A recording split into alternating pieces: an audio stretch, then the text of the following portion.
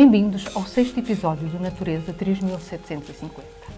Vamos continuar a nossa expedição de descoberta da fantástica fauna do nosso concelho.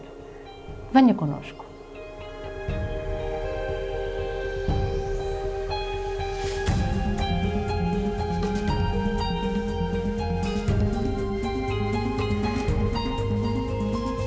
A primeira protagonista do episódio de hoje é conhecida por fazer os seus vistosos ninhos de galhos em postes telefónicos, torres de igreja e até mesmo nos telhados do edifício. Estamos, claro, a falar da cegonha branca. Conhecida no meio científico como Ciconia ciconia, reproduz-se em campos de cultivo abertos com acesso a margens de rios pantanosos ou terras alagadas. Nidifica geralmente em pequenas colónias e não é uma ave tímida, pois tolera a proximidade dos humanos. É uma ave de grande porte, com uma envergadura de asas de 215 cm. O seu pescoço e as pernas são longos, a plumagem é maioritariamente branca, mas também tem um pouco de preto nas asas e o bico e as patas são avermelhadas. Sendo uma ave carnívora, a cegonha branca alimenta-se de uma grande variedade de animais, incluindo insetos, peixes, anfíbios, répteis, pequenos mamíferos e pequenas aves. Em voo, pode ser confundida com o pelicano branco. No entanto, tem uma característica que nos permite distingui-la, que é o facto de manter o pescoço direito e esticado. Esta espécie produz um ruído alto, abrindo e fechando o bico, como se estivesse a tocar as típicas castanholas. E este ruído é mais audível quando os casais se reúnem no ninho.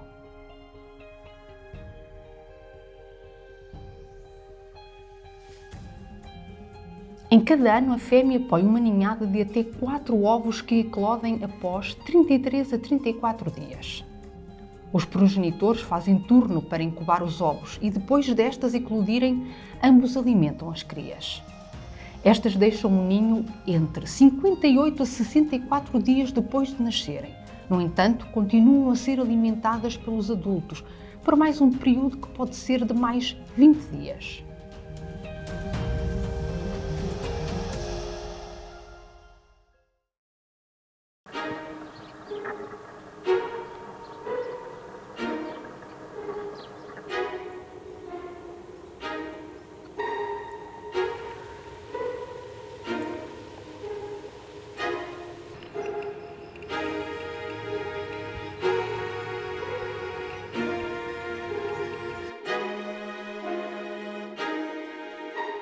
Apresentamos-lhe agora uma das mais pequenas aves de rapina diurnas da nossa avifauna. Estamos a falar do gavião da Europa. O macho e a fêmea exibem notórias diferenças de dimensão, sendo que a fêmea é significativamente maior. Medem entre 28 a 37 cm e têm uma envergadura entre 60 a 80 cm. De nome científico Accipiter nisus, reproduz-se em florestas, mas também perto de povoações e por vezes até mesmo em áreas densas de parques ou jardins. Esta ave de rapina tem asas curtas, mas largas, com pontas arredondadas e uma cauda comprida que pode atingir metade do comprimento total do seu corpo. Tem um voo característico com alguns batimentos de asas rápidos. Caça em ataques de surpresa e voos rápidos, muitas vezes de baixa altitude, podendo mesmo perseguir no solo as suas presas por baixo dos arbustos. Sendo que esta ave de rapina se alimenta sobretudo de pequenas aves e répteis.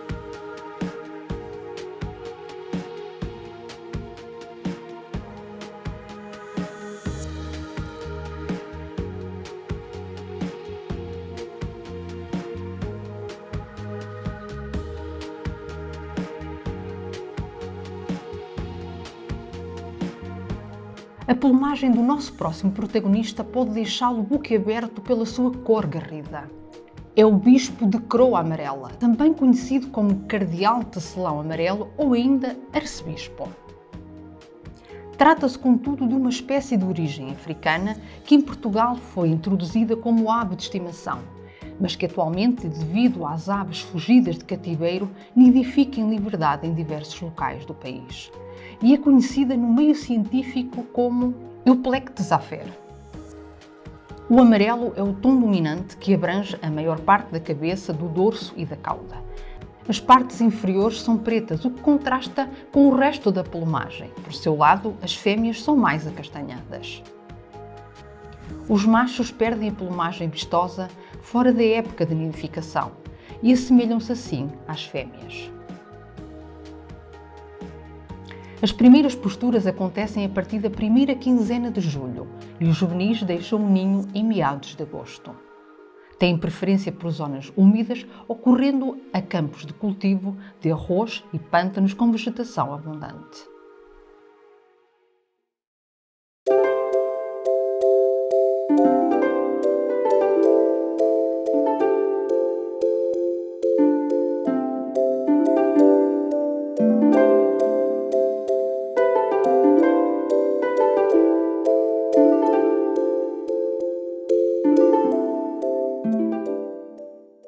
Com um caminhar sobre os campos com movimentos energéticos em busca de alimento, assim é o estorninho malhado ou estorninho comum. Esta ave, que nidifica em quintas, áreas suburbanas ou bosques em bandos por vezes grandes, tem um voo rápido e ondulante. O estorninho malhado tem algumas pintas branco-amareladas na plumagem e penas com reflexos metalizados verde e roxos. Cauda curta e um bico relativamente comprido e pontiagudo. Esta ave tem um vasto leque de sons para várias situações. Dou-lhe apenas alguns exemplos. Quando levanta voo e durante este, emite um curto zumbido. Outro, de forma mais prolongada, é o chamamento de alarme no ninho. E quando avista um predador, um falcão, por exemplo, o zumbido que emite é muito agudo. Conhecido como Seturnus vulgaris, no meio científico, nidifica em buracos de árvores, muros, debaixo das telhas e aceita com facilidade ninhos artificiais, onde choca de 4 a 6 ovos. Caminha agitadamente em terrenos abertos e relevados em busca de alimento, que são essencialmente insetos e vermes.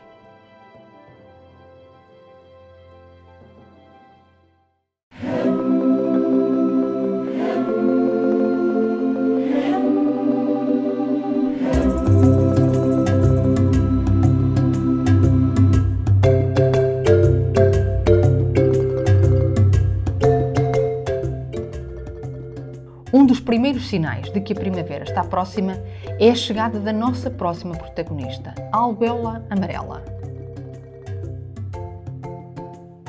Os machos adultos são facilmente reconhecidos à distância devido à intensidade da plumagem amarela que cobre o peito e o ventre, enquanto que a cabeça é azulada e tem uma cauda comprida.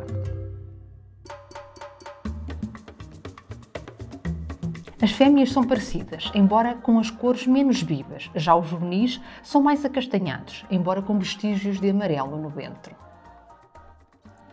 Esta ave reproduz-se em terras baixas com pastagens pantanosas, terrenos alagados como arrozais ou margens de lagos. A albéola amarela é uma ave migradora que nos visita durante a época de nidificação e chega bastante cedo ao nosso país. De nome científico Motacilla flava, alimenta-se sobretudo de insetos e esta ave tem uma particularidade, que é o seu canto, sendo um dos mais modestos de todas as aves.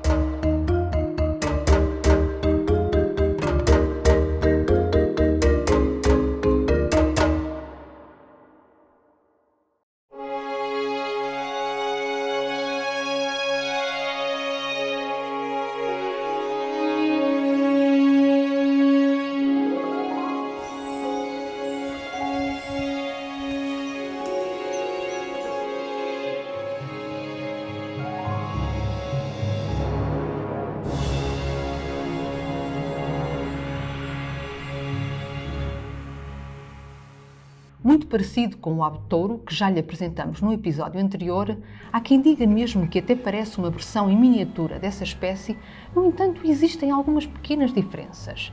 É muito mais pequena e tem um bico mais fino, falamos-lhe do garçote comum.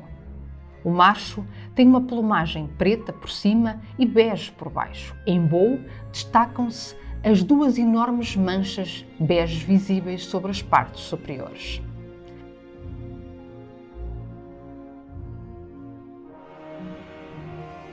A fêmea tem um padrão semelhante ao do macho, mas é mais acastanhada. Esta ave é esquiva, mas por vezes é possível vê-la alimentar-se nas orlas dos caniçais. Esta garça ocorre em Portugal durante a época de reprodução e nidifica principalmente em manchas de água com abundante vegetação, como caniçais, lagoas e outros troços de rios.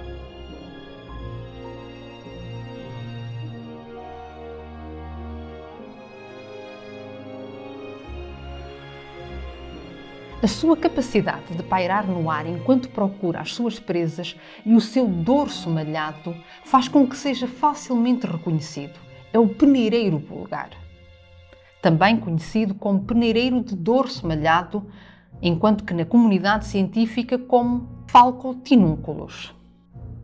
Este é um falcão bastante frequente em ambientes urbanos e zonas agrícolas de média dimensão, com asas pontiagudas, uma cauda comprida, e o bico é curto e forte. Existem diferenças em termos de plumagem e de dimensão entre os machos e as fêmeas, sendo que a fêmea é de maior dimensão, mas muito menos colorida. Ambos possuem o dorso de cor de ferrugem bastante sarapintado de preto, cabeça azul acinzentado, com a ponta das asas escuras. Alimenta-se de pequenos roedores, insetos e, por vezes, de pequenos répteis, rãs e pequenos pássaros. O peneireiro vulgar nidifica em árvores e normalmente em ninhos velhos de outras espécies, cavidades rochosas ou mesmo em edifícios. A postura de 4 a 5 ovos é incubada pela fêmea durante cerca de 28 dias. As crias são alimentadas por ambos os progenitores, estando prontas a voar após 28 dias.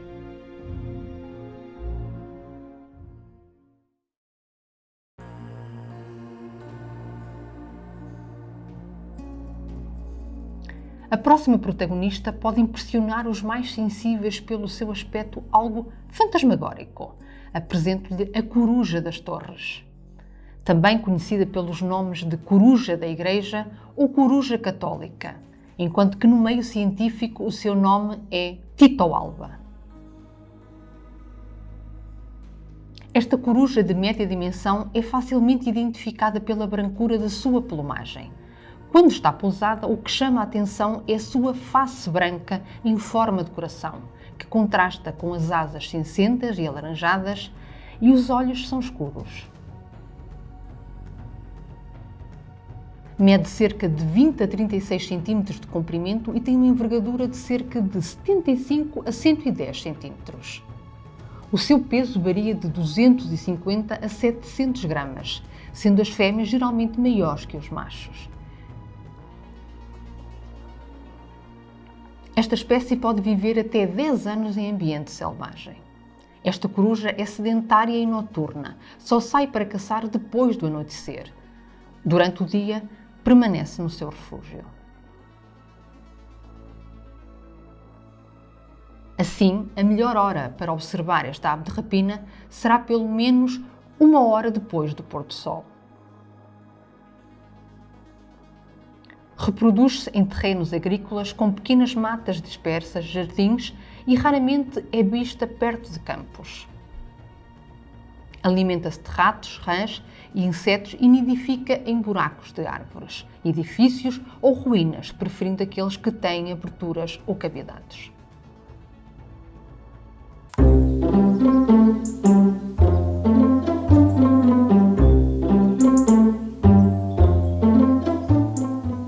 Apresentamos-lhe agora uma ave presente nas nossas florestas, parques e jardins, que tem um dos cantos mais bonitos que podemos ouvir durante todo o ano.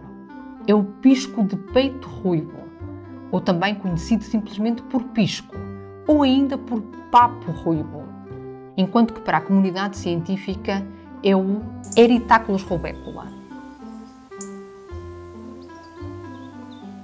Para além do seu canto melodioso, esta ave é facilmente reconhecida pela mancha alaranjada chamativa que lhe ornamenta o peito e que contrasta com o abdômen branco e com o dorso e a nuca, que são acastanhados. Podemos observá-lo com frequência no solo numa postura ereta, permitindo visualizar o seu padrão cromático. Não é uma ave tímida, apenas cautelosa. Alimenta-se de insetos, aranhas, minhocas e caracóis. No outono e no inverno de bagas e outros frutos moles. É uma ave pequena, com cerca de 14 centímetros, e os seus ninhos podem localizar-se em buracos no solo, muros, por entre raízes de árvores velhas e até no interior de casas em ruínas. A postura geralmente é constituída por 4 a 6 ovos brancos ou ligeiramente azulados, com um número variável de pequenas manchas avermelhadas. A incubação dura 13 a 14 dias e as crias permanecem no ninho, em média cerca de 13 dias antes de o abandonarem.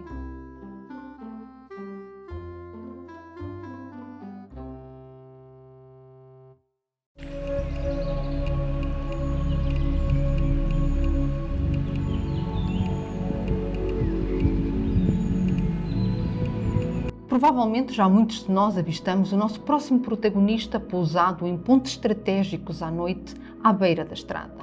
Falamos do mocho galego. A sua plumagem é castanha, com pintas brancas e os olhos são amarelos, e o bico é amarelo esverdeado. É pequeno e compacto, com uma cabeça grande e arredondada, com uma croa achatada, patas compridas e cauda curta. Assume muitas vezes uma postura agachada quando alarmado e fica a balançar-se para cima e para baixo freneticamente. Tem um voo rápido e em trajetos mais longos de forma ondulante. Atinge em média 23 a 27 cm de comprimento, não havendo diferença entre o macho e a fêmea. O seu nome científico é Atenoctua. É uma ave de rapina noturna, mais fácil de observar devido aos seus hábitos parcialmente diurnos. De caráter oportunista, a dieta do mocho galego é estritamente carnívoro. Desde invertebrados terrestres, anfíbios, répteis, outras aves e animais atropelados em vias rodoviárias. Daí ser possível observá-lo na beira da estrada. É uma espécie sedentária, com preferência para zonas de planície e vegetação baixa ou campos abertos. Em geral, nidifica em buracos de árvores ou edifícios, mas por vezes em rochedos ou até mesmo no solo. As fêmeas depositam 3 a 5 ovos e as crias nascem após 28 dias de incubação. Poder observar esta coruja a caçar de dia e de repente vê-la a fixar os seus olhos grandes amarelos em nós, não nos deixará indiferentes certamente. O seu nome é coruja do naval, também conhecida como coruja dos campos. Conhecida no meio científico como Ácio flameus, pode atingir os 37 cm de comprimento. Tem umas orelhas pouco salientes e os olhos amarelos são envolvidos por 2 leques de penas de cor clara.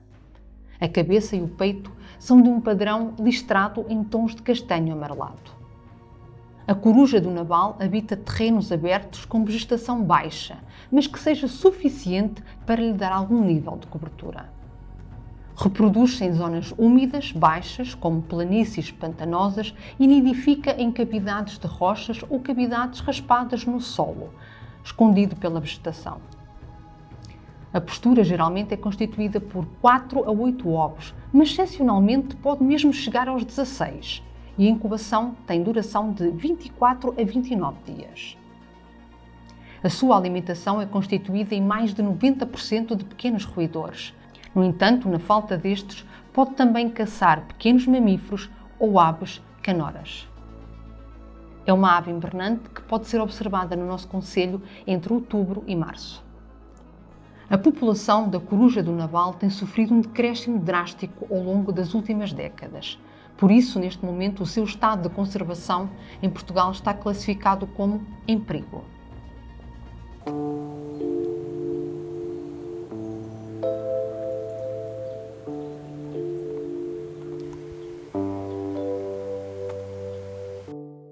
fauna e flora em Portugal, infelizmente, possuem uma grande lista de espécies animais e vegetais em perigo de extinção devido à exploração incorreta do ambiente. Por não se realizar o devido reflorestamento, a vegetação não se renova e logo muitas espécies animais perdem os seus habitats naturais e perdem também fontes de alimento vitais para a sua sobrevivência. Os principais objetivos do nosso programa são, para além de lhe dar a conhecer a riqueza da biodiversidade do nosso concelho, é sensibilizar e apelar para a importância da sua preservação, pois está nas mãos de cada um de nós.